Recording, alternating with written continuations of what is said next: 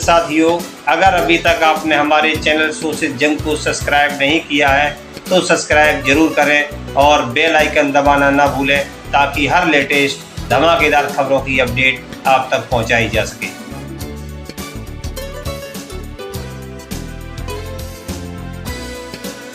देश भर में धूमधाम के साथ मनाई गई राष्ट्रमाता सावित्रीबाई फूले की जयंती।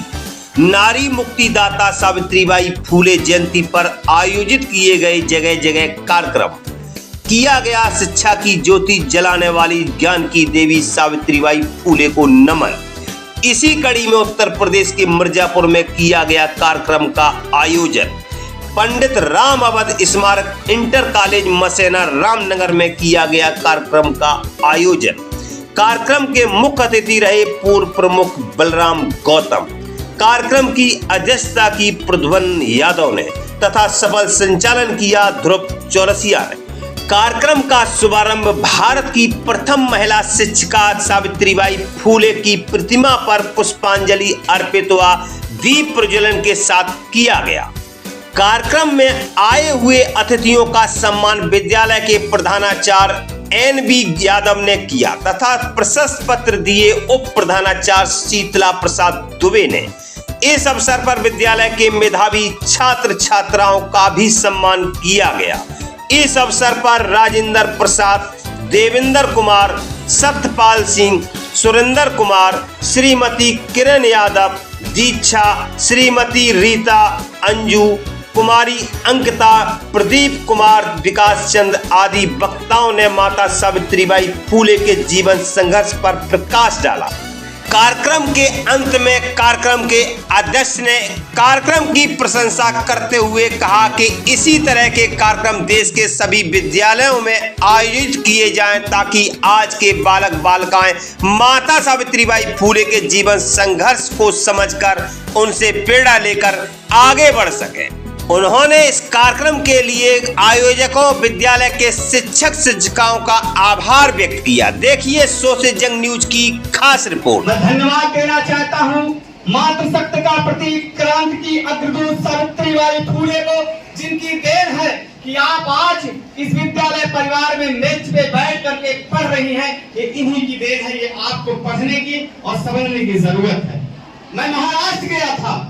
महाराष्ट्र के बगल में पुणे एक गांव है, इनका जन्म नया गांव हुआ था। मेरे दिल्ली इच्छा हुई कि अगर मैं महाराष्ट्र की पावन धरती पे आया हूं तो मैं पुणे भी जाऊंगा, और जहां पर माता सावित्रीबाई फूले ने 1848 ईस्वी में पहला विद्यालय महिलाओं के लिए खोला था, अपनी बेटियों के लिए खोला था। मेरे दिल में इच्छा हुई कि मैं उस विद्यालय को देखूं।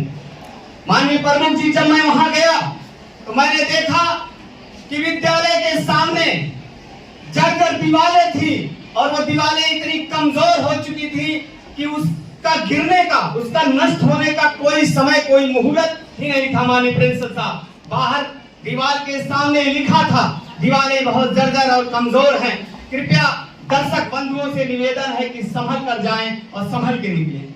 तो किस बात का है, ये कौन सी सरकारें आई और कौन से सोशल जस्टिस पे काम करने वाले लोग आए जिन्होंने हमारे बेटियों के हाथ में कलम दी थी, जिन्होंने हमारी बेटियों को समाज में चलने का, बोलने का, बैठने का मापदंड तय किया। आज वो पहला विद्यालय जो अंतरराष्ट्रीय लेवल का विश्वविद्यालय के रूप में विख्यात होता, उसके सामने जो नेम प्लेट लगी थी, उसे पढ़ने के बाद मेरे रोए रोए खड़े हो गए। ये चिंतन का विषय है। हम आपके बीच में भाषण करने नहीं आए हैं, न हमारी ये मानसिकता है कि हम आपके बीच में कुछ संवाद करें, लेकिन हम आज जब आपके बीच में आए हैं 3 जनवरी को, तो सिर्फ हमारा एक सपना है कि ये जो हमारे समाज की बेटी हमारे सामने बैठी है, उसका आने वाला जो भविष्य हो 20 साल के बाद, 15 साल के बाद, और जब मैं इनके विभागों में जाऊं तो कोई मुझे एक MBBS डॉक्टर के रूप में मिले और ये कहे कि यही प्रद्युम्न यादव जी हैं जो कभी हमारे विद्यालय में आकर के हमें गाइड किया करते थे, हमें प्रेरित करने का काम करते थे। हमारा ये सपना है कि जब हम आपके बीच 20 साल के बाद मिले, 15 साल के बाद मिले, 5 साल के बाद मिले, तो हमारा भी ये सपना होना चाहिए किरण यादव जी की ये जो बेटी है ये मुझे SDM के रूप में मिले, और मैं जब बाहर अपनी पर्ची भेजूं तो ये गर्व से मुझे बुलाए और ये वो ग्रुप है जिन्होंने सोशल जस्टिस के लिए अपनी पूरी व्यवस्था को बदला।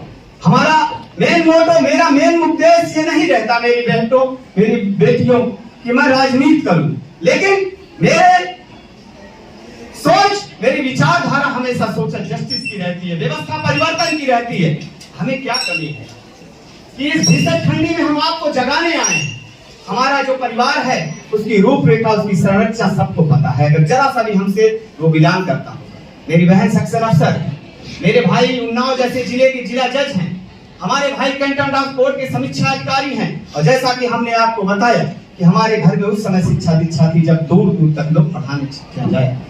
तो हम एक ऐसा समाज देने आए हैं जिस समाज की नींव आपके ऊपर है, आपके ऊपर दायित्व है। इसीलिए मैं महात्मा गांधी के उस विचारों से आपको अपने तक पहुंचाना चाहता हूं। महात्मा गांधी ने कहा था जब एक व्यक्ति शिक्षित होता है तो सिर्फ एक व्यक्ति शिक्षित रह जाता है, लेकिन जब एक महिला शिक्षित होती है तो एक समाज शिक्षित होता है। हमें एक ऐसे समाज की संरचना करने की जरूरत है। जब आज आप यहां से जाइएगा तो आप मोबाइल जब उठाइएगा तो एक बार सावित्रीबाई फूले का जिक्र जरूर करें। जब आप यहां से आज जाइएगा तो इनके साथ संघर्ष करने वाली वो अल्पसंख्यक समाज की बेटी सुरैया तैयब फातिमा शेख की भी चर्चा जरूर करिएगा। बहुत बड़ा आंदोलन इन्होंने खड़ा किया था। अगर इनके इतिहास को हम बताने लगेंगे तो हमारे समय कम हो जाएगा, लेकिन हम अपने उनका इतिहास नहीं बता पाएंगे।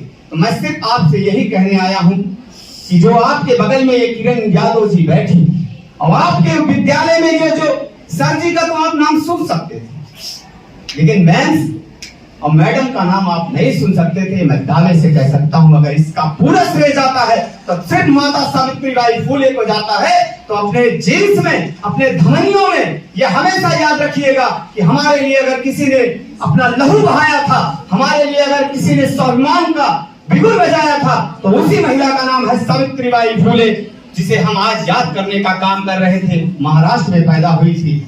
और आपके लिए एक लाइन के साथ मैं अपनी बात को विराम दूंगा। माझी तेरी कश्ती के तलबगार बहुत हैं, माझी तेरी कश्ती के तलबगार बहुत हैं, कुछ इस पार बहुत हैं, कुछ उस पार बहुत हैं। जिस शहर में तूने खोली है शीशे की दुकान, उस शहर में पत्थर के खरीदार हैं। मैं अपने 2002 के उस दौर में अब जाना चाहता हूं सिर्फ 5 मिनट के लिए। मैं यहीं इंदईपुर पढ़ता था। माननीय प्रमुख जी, मैंने उन प्रतिभावान बेटियों को देखा था उस दौर में जो बहुत प्रतिभावान थी पढ़ने में और बहुत जीनियस थी, जिनके सोचने मार्ग से ही पूरा प्रश्न सॉल्व हो जाता था। लेकिन वो कौन सी परिस्थितियां आई, वो कौन से लोग आए और उनके गार्जियन उनको कैसे मिले कि जब आज मैं अपनी उन बहनों को देखता हूं, अपने साथ उन पढ़ने वाली बेटियों को देखता हूं, अपने साथ उन पठन पाठन करने वाली उन स्त्रियों को देखता हूं, तो आंखों से आंसू आ जाता है कि उनकी प्रतिभा को किन्होंने रौंद दिया, उनके हौसले को किन्होंने रौंद दिया। वो कौन से गार्जियन आए, वो कौन से गुरुजन मिले, उनको कैसा संस्कार मिला कि उनको फिर बैक फुट पे आके खड़ा होना पड़ा। वो चूखा बर्तन करने के आज भी किचन में बैठ करके वो रोटियां सेक रही हैं, खेतों में काम कर रही हैं। वो तो हमारी वेदना जानेगी। जब हम उस 2002 के उस दौर में जाते हैं तो हम सोचते हैं कि हमें एक ऐसे समाज को तैयार करना पड़ेगा जो बेटियां प्रतिभावान हैं, जो बेटियां पढ़ना चाहती हैं, वो अपने संघर्ष को, चैलेंज को स्वीकार करें। आज 3 जनवरी को पंडित रामवत विश्वविद्यालय में ये आज घोषणा करके जाता हूं, 1 रोटी कम खाना, बागी तेवर दिखा देना, परिवार से विद्रोह कर लेना, लौपत गामनी पे बैठ जाना, चली जाना दिल्ली यूनिवर्सिटी में पढ़ने, चली जाना जम्मू में पढ़ने, चली जाना इलाहाबाद पढ़ने, लेकिन समझौता मत करना, क्योंकि अगर ये समय तुमको छोड़ के चला गया तो फिर माफ नहीं करेगा। तब मेरी तरह कोई 2002 की कहानी आपको सुनाता रहेगा। इसीलिए पढ़ने के साथ कोई